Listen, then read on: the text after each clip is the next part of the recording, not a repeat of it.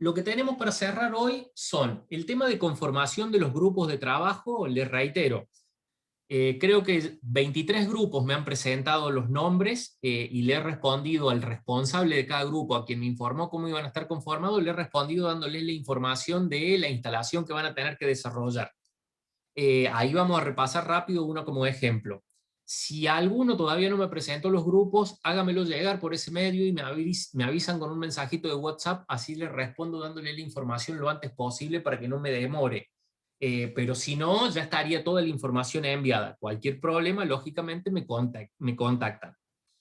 Después, ¿qué tenemos? El análisis del contenido de la guía de trabajos prácticos. Acá yo la abrí, un comentario rápido hicimos la semana pasada.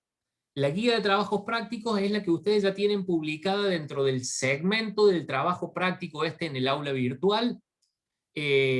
Básicamente está conformada por dos páginas donde arriba me van a tener que indicar la fecha en que lo presentan, el número de grupo. Yo a cada persona que le fui respondiendo cómo están conformados los grupos le indiqué qué grupos son, los 2, 3, 4, 5 integrantes que conformen el grupo.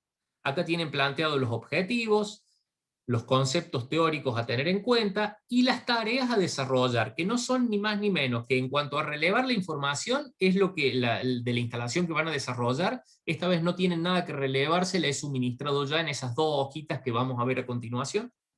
Después, en base a los conceptos teóricos vistos, tienen que desarrollar los 10 pasos que hemos estado estudiando a lo largo de estas últimas clases nosotros, que iban desde situar las cargas, determinar las corrientes, determinar las secciones, verificar las secciones por caída de tensión, llegar a los dispositivos de protección y de maniobra, dimensionar los gabinetes y finalmente elaborar el cómputo de materiales, que algo de eso vamos a ver en un ratito de nuevo.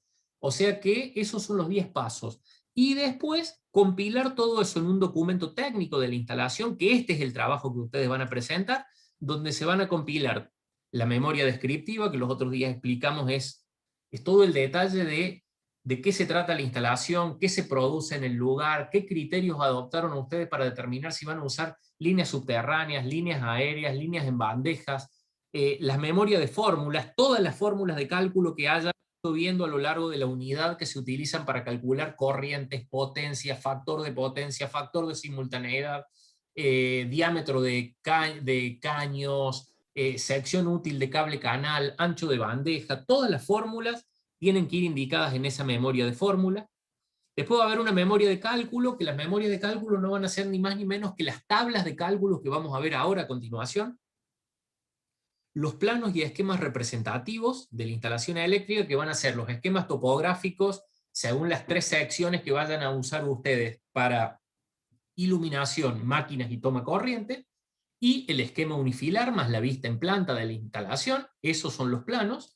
Y el cómputo de materiales, que es el que van a confeccionar, que es la listita de materiales principales, donde van a tener metros de cable, metros de caño, metros de bandeja, lógicamente metros de caño de una medida, metros de caño de otro diámetro, metros de cable de una determinada sección de cable deslizante, es decir, de cada una de las secciones que hayan necesitado, deslizantes, subterráneos unipolares, bipolares, tetrapolares, o sea, todos, jabalinas para puesta a tierra, gabinetes, interruptores termomagnéticos. Así que eso va a conformar el cómputo de materiales. Sofía Navarro veo que dice que está levantando la mano, no sé si tiene alguna pregunta, habilita el micrófono y pregunte nomás, no hay ningún inconveniente. Hola, profe, buenas noches. Buenas Tenía una noches. dudita con los esquemas topográficos, si los podemos hacer con algún programa que recomiende o cómo, para que no queden tan Miren, yo puntualmente prolíficos. los he dibujado porque a mí me resulta fácil hacer todos estos planos en AutoCAD. Lo pueden dibujar Ok, con cualquier editor de gráficos que tengan y que ustedes sepan usar. Incluso vieron el mismo Excel o el Word, tienen herramientas que permiten trazar dibujos simples, lo pueden hacer con eso sin ningún problema. Y si no, lo hacen prolijo a mano con regla y lapicera a color, y para ok. eso alcanza. Yo no les exijo más que eso. Aplican el método que más cómodo les resulte a ustedes. Mientras se entienda y esté claro, no hay ningún inconveniente. Gracias. Bueno, entonces, estas dos hojas, con la fecha de presentación, el número de grupo, los datos de los estudiantes y en los pies de página la firma de todos los estudiantes, debe ser la primera parte del trabajo de ustedes. Es decir, la carpetita del documento técnico tiene que arrancar con estas 2 páginas. Estas serían la carátula del trabajo que tienen que presentarme ustedes. No se olviden, porque de esta manera yo voy a poder identificar quiénes son los participantes y como para darle una cierta formalidad a la presentación. Luego de esas 2 hojas tienen que venir estas otras 2, que son, por ejemplo, este es lo que le he pasado al grupo de trabajo número 12, conformado por Cabral, Pairetti y Solá. A ver, a cada grupo yo le mandé una planillita como esta, en donde les indico cuál es el tema que les ha tocado. A estas chicas les ha tocado el tema número 2, en donde tienen la vista en planta de la instalación, tienen un poquito más abajo el detalle de las máquinas, el detalle de los sistemas de iluminación, el detalle de los sistemas de toma corriente de reserva que deben tener en cuenta para las 3 secciones que van a diseñar de la instalación. Las tareas a desarrollar: distribuir convenientemente las cargas indicadas dentro del inmueble. Ustedes acá tienen el plano del inmueble, lo que tienen que ver cómo distribuyen las 3 máquinas, cómo distribuyen la iluminación y cómo distribuyen los tomacorrientes. Lo otro que tienen que ver es el diseño de la instalación cumpliendo con esos 10 pasos que vimos recién, y acá tenemos unos datos adicionales que dice: tienen hasta el 9 de julio a las 18 horas para presentarlo, subirlo como tarea en el aula virtual, en la sección donde tenemos esto del trabajo práctico. Ahí ya tienen configuradas las tareas que le va a permitir recibir, que lo eleven hasta el 9 de julio a las 18 horas. Estas 2 hojas, a continuación de las que vimos recién eran estas: la guía del trabajo práctico.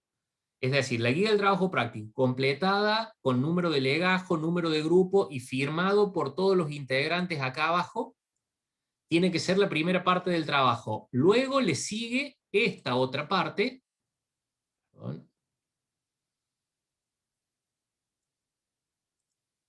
Esta que estábamos viendo, en donde van a estar identificadas las 3 personas, por ejemplo en este caso, que es lo que yo les he enviado con los datos del grupo, también firmadas por todos los estudiantes abajo, y a continuación de eso viene toda la documentación que confeccionen ustedes. Es decir, primero las 2 hojas del trabajo práctico, después las 2 hojas que les envié yo, firmadas por todos, y después de eso, el trabajo que desarrollen ustedes cumpliendo con los pasos del 1 al 10. ¿Alguna preguntita respecto de esto?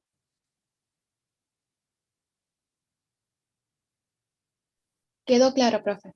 Bueno, perfecto. Vamos a acelerar un poquito porque si no, no llegamos, y los quiero dejar ya para que puedan avanzar con la evaluación. Vamos a las planillas de cálculos. Ustedes, dentro de la sección del trabajo práctico, tienen una carpetita que les he cargado en el aula virtual con planillas de cálculo útiles.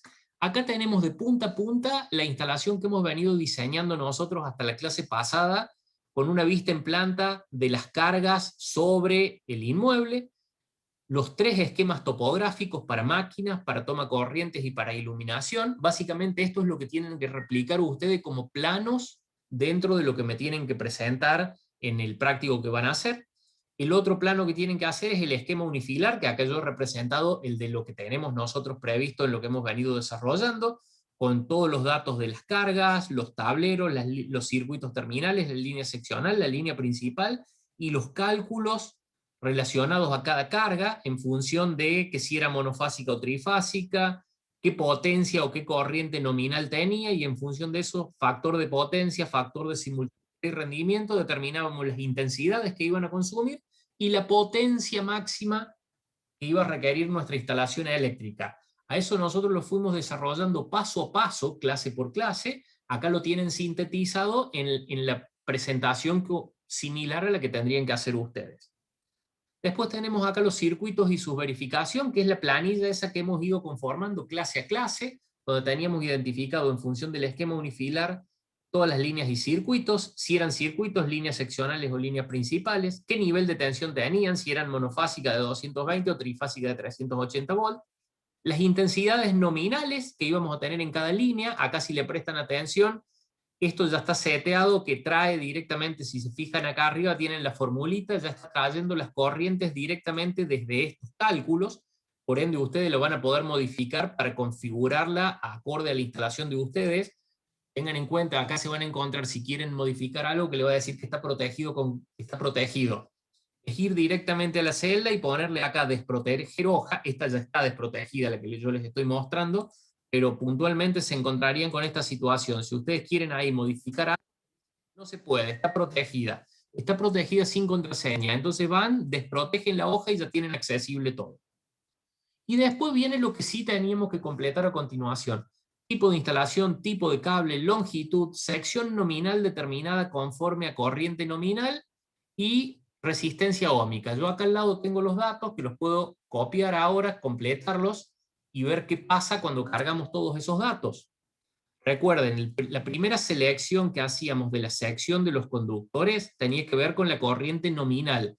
Que los conductores en esta condición de instalación, este tipo de conductor, sea capaz de transmitir esta corriente. Entonces buscábamos en las tablas y determinábamos eso. Ahora, una vez que determinábamos esa sección por corriente nominal, la sección tenía una resistencia eléctrica, esa resistencia se usaba para calcular una caída de tensión en voltios, y esa caída de tensión en voltios es una caída porcentual, que no debía superar los valores que tenemos acá abajo según sea línea principal, seccional o circuito, y la propia planilla, si detecta que se está superando el valor que corresponde, los números en color rojo con fondo amarillo. ¿Qué quería decir? Tenemos que cambiar esas secciones.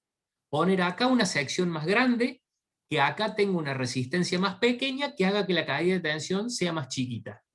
Si le prestamos atención acá, por ejemplo, en la línea principal teníamos un cable de 35 milímetros de 0,644 ohm por kilómetro, que me daba una caída de tensión de el 1%. Como esa línea principal va a ser tanto para iluminación como para fuerza motriz, veníamos acá a iluminación y me dice que no deberíamos superar el 0,5%. Tenemos que poner un cable más grueso.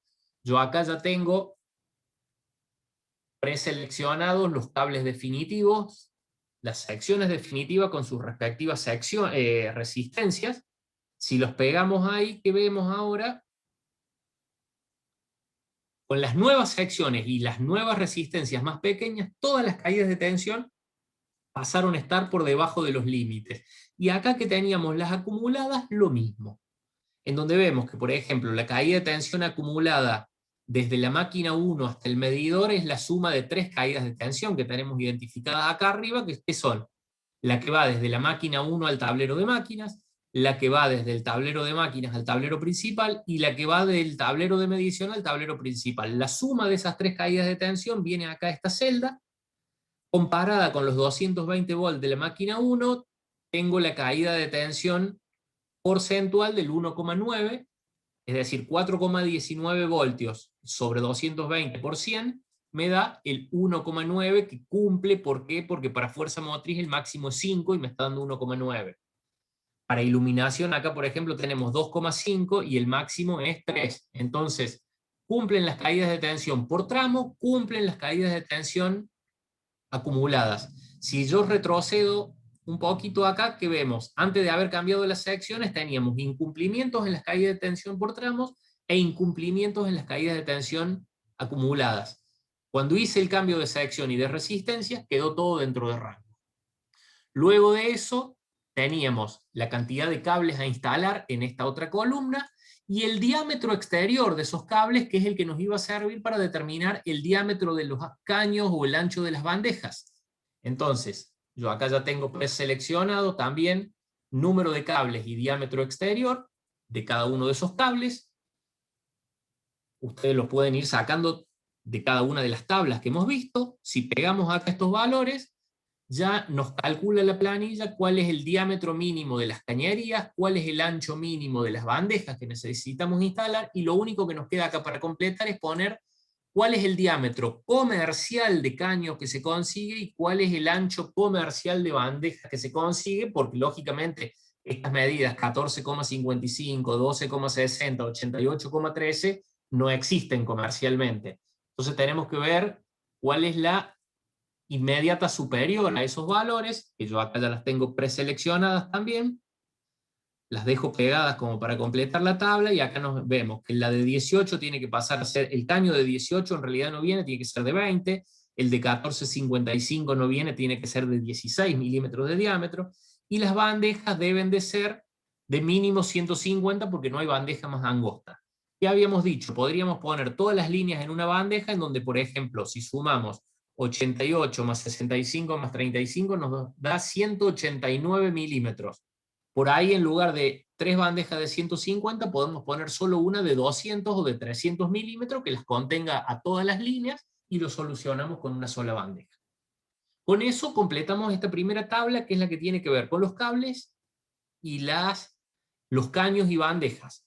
Tenemos otra tabla, que es la de protecciones, en donde tenemos para cada línea o circuito, según sea circuito terminal o líneas, el nivel de tensión, la corriente nominal que va a transmitir esa línea, si esos cables van a estar puestos en túnel, en caño, en bandeja o enterrados, qué tipo de cable, es decir, acá ya nos está trayendo todos los datos que teníamos en la tabla anterior, es decir, ahí nos está llevando todos estos datos de acá, automáticamente los está trasladando acá. La sección ya es la sección que nosotros hemos elegido para poder transmitir estas corrientes sin problema y sin superar los niveles de caída de tensión.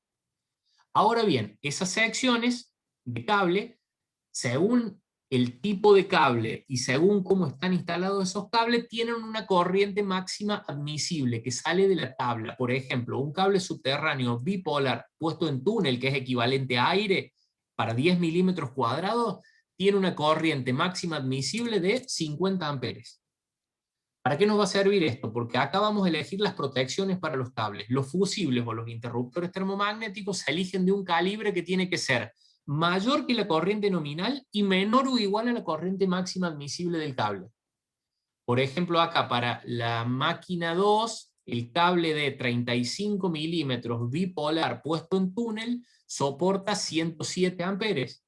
¿Qué quiere decir? Tendré que buscar un interruptor termomagnético que sea mayor a 56,82 y menor o igual a 107.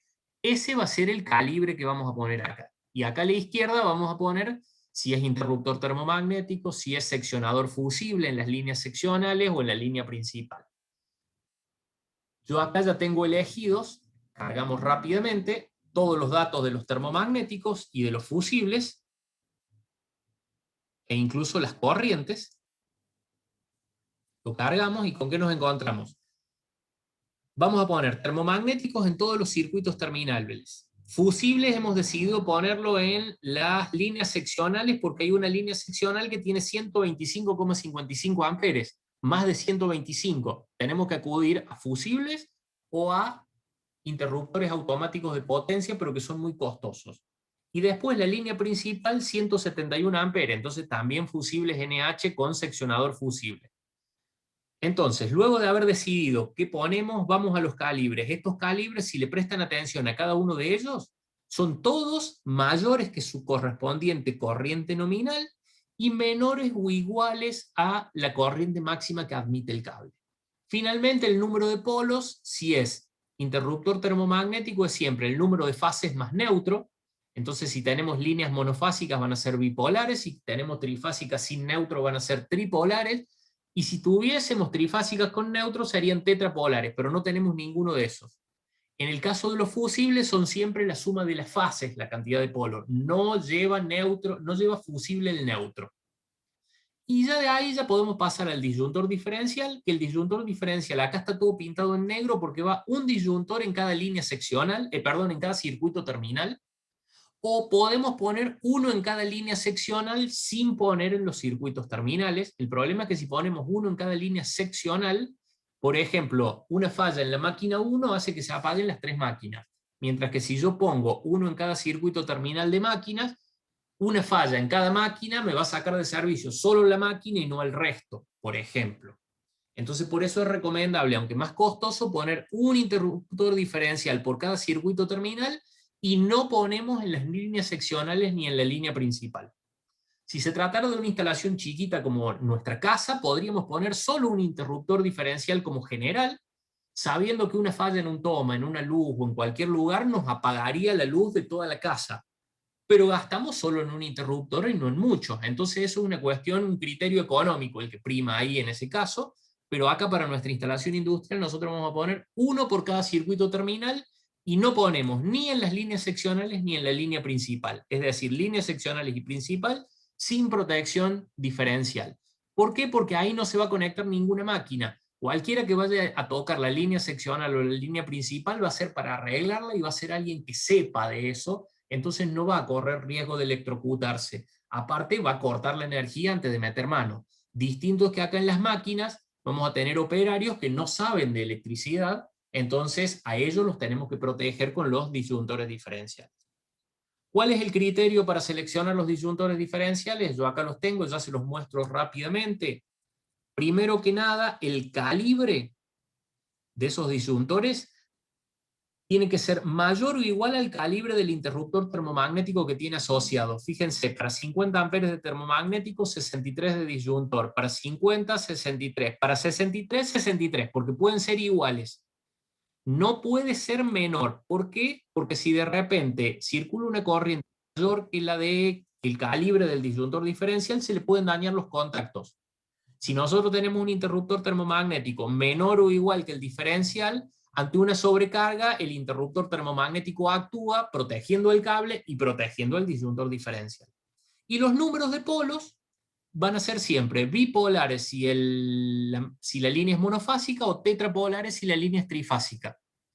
No vienen trifásicos sin neutro. Entonces, ¿qué se hace en ese caso? El borne neutro se deja libre. Y ahí tenemos completa nuestra instalación. Si ustedes repasan todo lo que tenemos acá, podemos sacar el listado de cuántos interruptores termomagnéticos necesitamos: bipolar de 50 amperes, bipolar de 63 amperes, tripolar de 25 amperes, seccionador fusible con 3 fusibles de 160 amperes, seccionador fusible con 3 fusibles de 250 amperes, disyuntor diferencial bipolar de 63 amperes, tetrapolar de 40 amperes, bipolar de 25 amperes. Tenemos todo el detalle para conformar nuestro cómputo de materiales de protecciones. Recuerden que también tienen que dimensionar correctamente los tableros donde van a ir estas protecciones. Entonces, todo esto sirve para eso.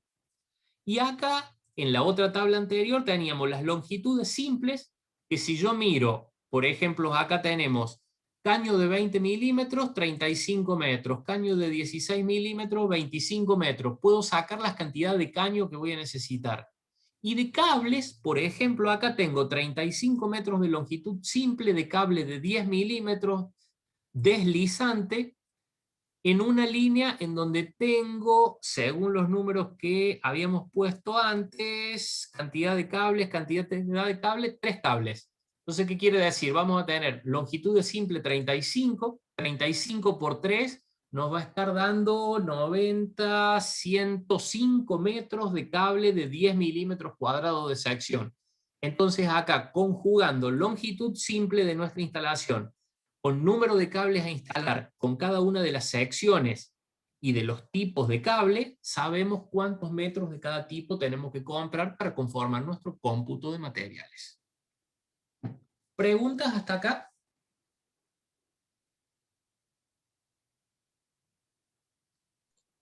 De momento no. ¿No? Sí, se entendió. Bueno. Sí, vamos bien, profe, ¿eh? Bueno, perfecto. Rápidamente entonces vamos a dejar esto y les voy a mostrar la página. Ahí termina ya nuestra unidad. Si hacemos un repasito rápido de esto que les mostraba recién acá, que hemos visto la conformación de los grupos, el análisis de la guía del trabajo, el uso de las planillas de cálculo. Hay otra planilla que no les he mostrado, por ejemplo, la miramos rápidamente acá. Esta verificador de cables. También la tienen disponibles ustedes. Si le prestan atención a la que vimos recién para el cálculo de las secciones de cables, aquí habíamos arrancado con un cable de 35 milímetros que tenía una determinada resistencia que nos daba un 1% de caída de tensión. Esto era 35, acá teníamos 0.644 me parece, y eso nos llevaba a 1%. ¿Qué teníamos que hacer para corregir ese defecto? Pasar a una sección más grande. La que sigue es de 50 milímetros, que tiene una resistencia, por ejemplo, de 0.5. Nos da 0.78, sigue estando fuera. Y recién cuando llegamos a 70 milímetros cuadrados, acá teníamos 0.322, que la caída de tensión da. Tuvimos que ir haciendo múltiples pruebas hasta llegar a ese valor. Eso era para una línea principal, trifásica, de 171 amperes, de 20 metros de longitud simple, en la que teníamos que determinar la resistencia para hacer estos cálculos, y después para ese cable teníamos que determinar, por ejemplo, el diámetro exterior, si íbamos a calcular la canalización dentro de la cual lo íbamos a poner. Justo acá no corresponde porque está directamente enterrado, entonces donde dice no corresponde es porque está en túnel o enterrado, no vamos a comprar un túnel ni a comprar una zanja. Entonces, esta otra planilla, la practicidad que tiene, es que me permite determinar rápidamente la sección. ¿Qué dijimos? Teníamos una línea en donde tenemos acá intensidad de 171,09 amperes. Cuando ponemos amperes, acá nos da la opción de poner el coseno de phi. Para los amperes es directamente 1. Como yo podría elegir en lugar de intensidad, podría poner potencia activa en watt o potencia en HP, ahí sí tendría que usar el coseno de phi, pero si ustedes trabajan con intensidad, va el coseno de phi igual a 1. Ahora vamos a los datos del sistema. ¿Qué nos dice? ¿Es monofásico o trifásico? Esa línea era trifásica, porque es la línea principal.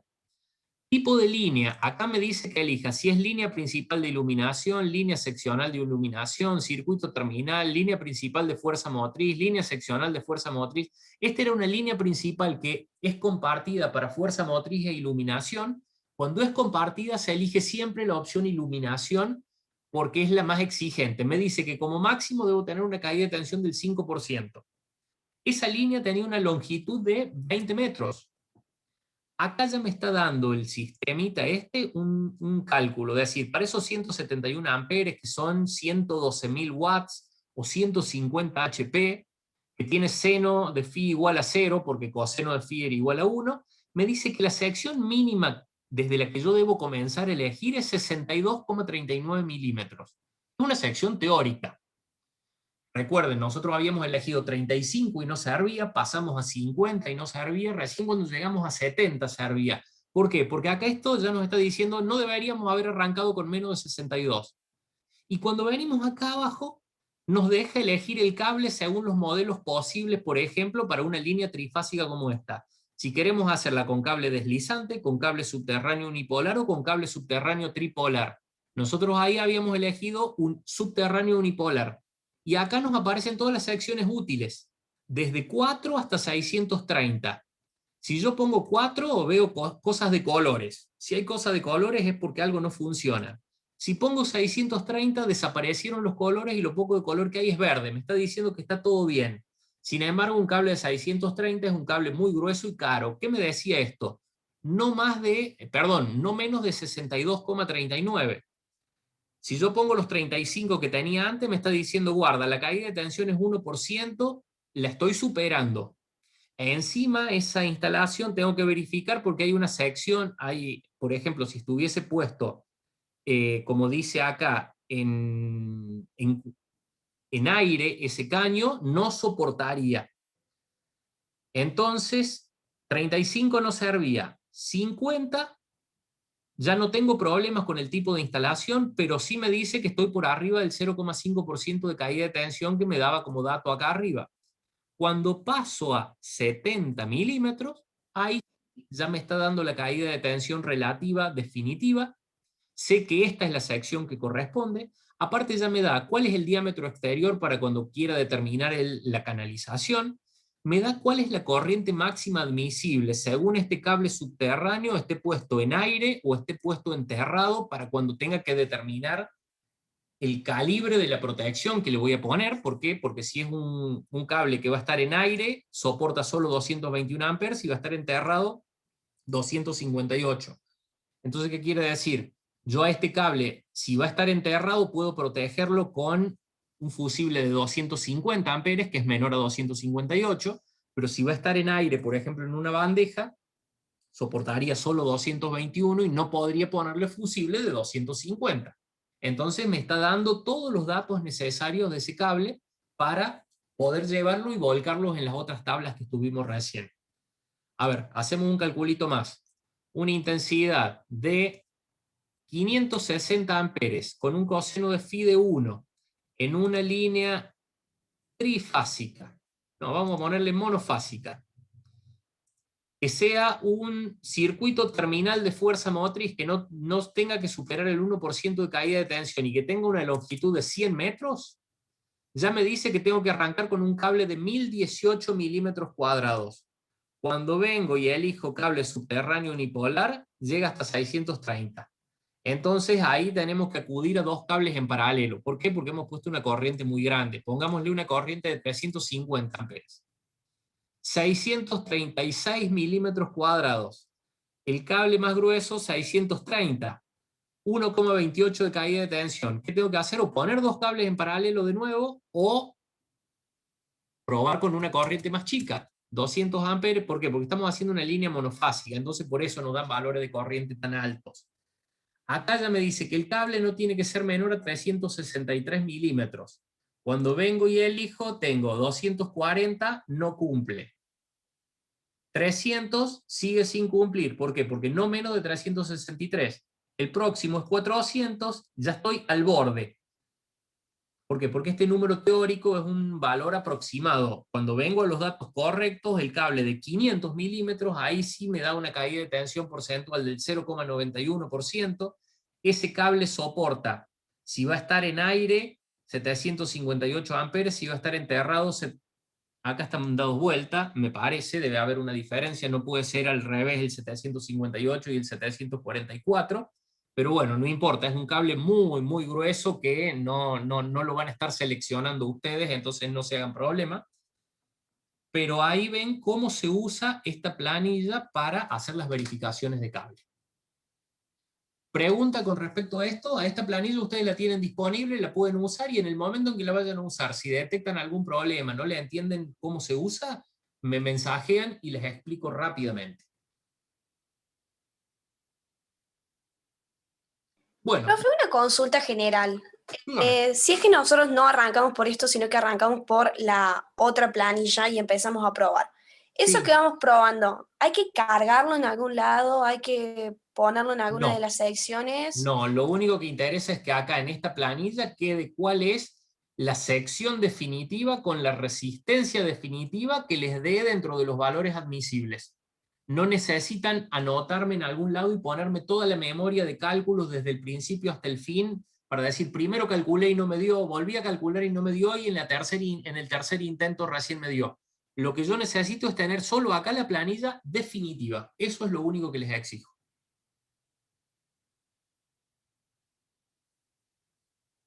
¿Se entiende?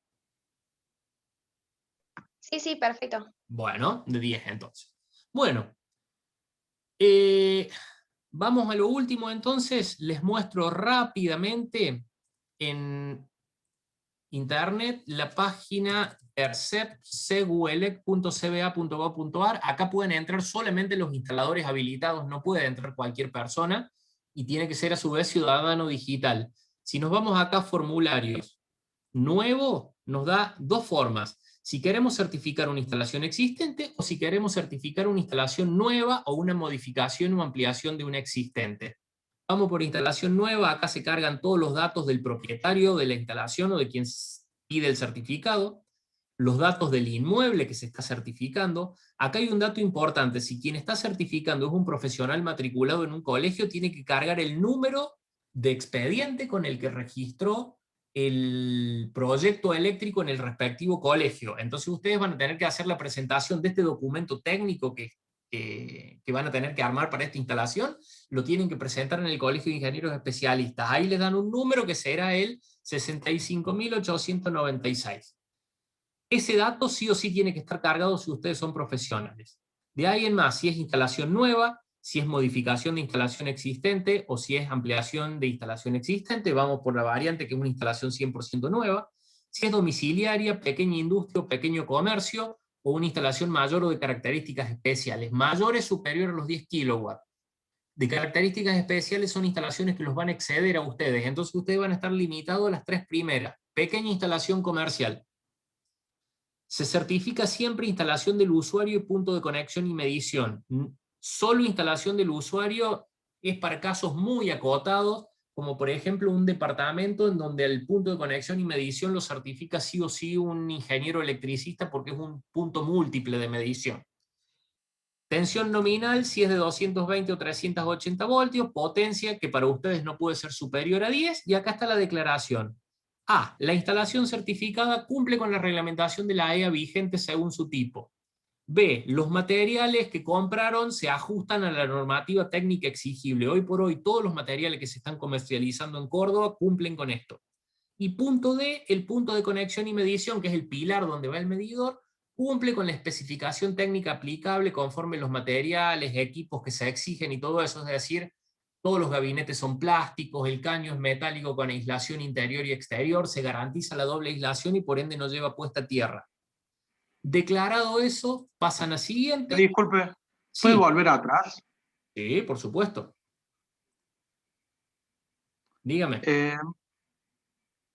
Hay finalidad en la instalación, o sea, las 3 primeras, digamos, es lo que habilita la categoría 3, o es lo que Las 3 nosotros primeras son las de la buscamos. categoría 3, las 4 son propios de la categoría 1 o 2, pero ustedes van a ser categoría 1 por ser profesionales, como no son profesionales de la electricidad puramente, el Colegio de Ingenieros Especialistas no les permite certificar mayores o de características especiales. ¿Por qué? Porque acá una mayor de característica especial podría ser de 1500 kilowatts, por ejemplo.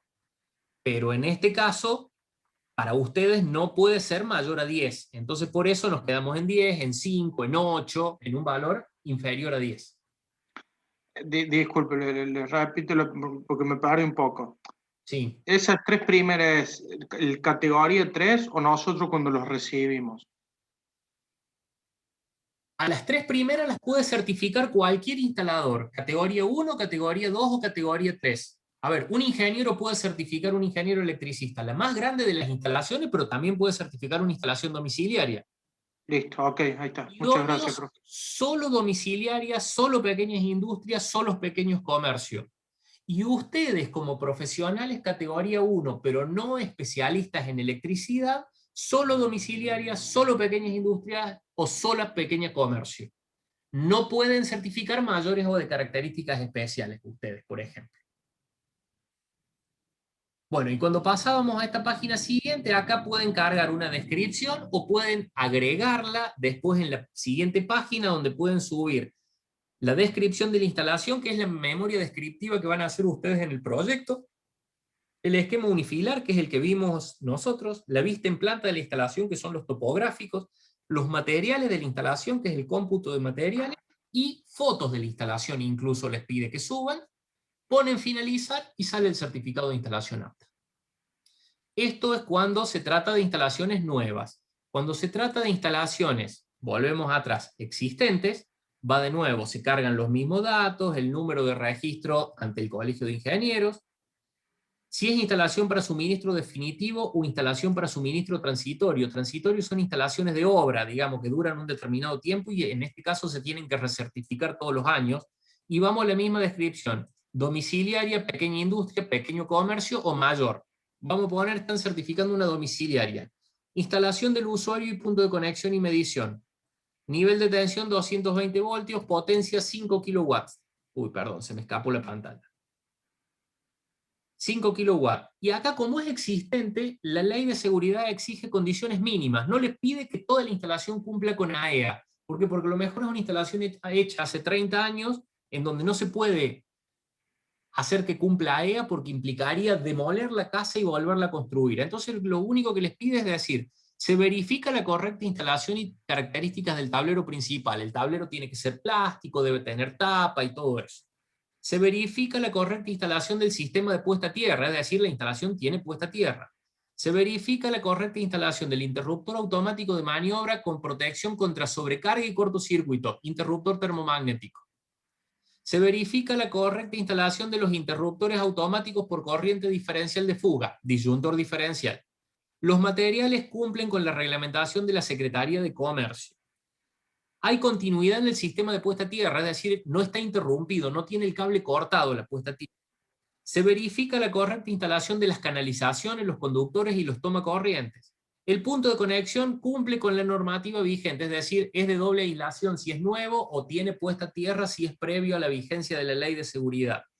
Visto todo eso, pasamos a siguiente, pueden hacer una descripción o en la siguiente pueden subir la descripción, el esquema unifilar, la vista en planta, los materiales y las fotos, finalizar y sale el certificado de instalación apta. Ahí tienen cómo se emite un certificado de instalación apta.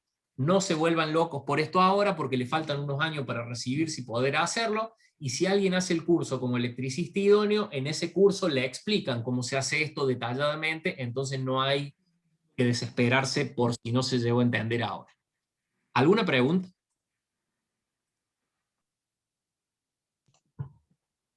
No, profe, sin preguntas. Acá les muestro rápidamente, yo tengo permiso acá para poder entrar a todo este sistema. Acá aparece todo el listado de certificados emitidos por diferentes electricistas.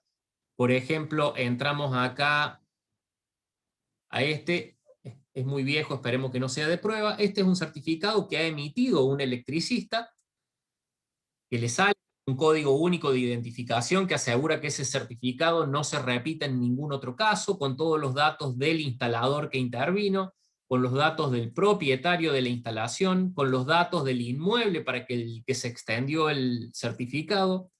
Era una instalación para suministro definitivo, instalación del usuario y punto de conexión y medición, declaró que cumplía con todas estas características y por eso le salió diciendo certificado de instalación eléctrica apta.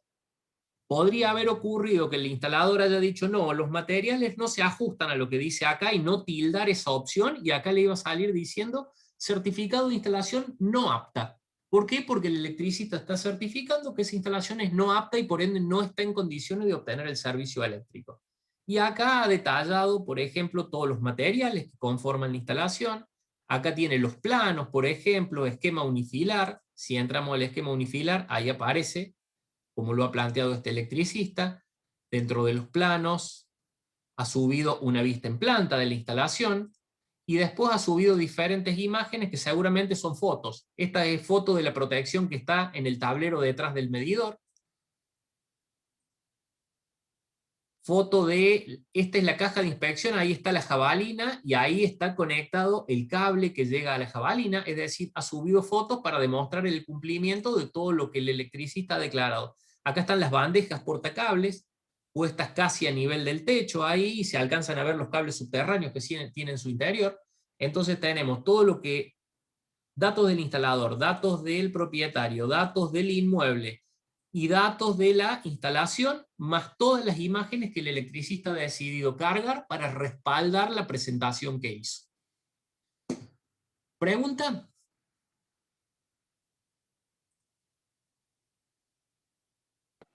No, profe, se entiende. Damos por finalizada la unidad y vamos directo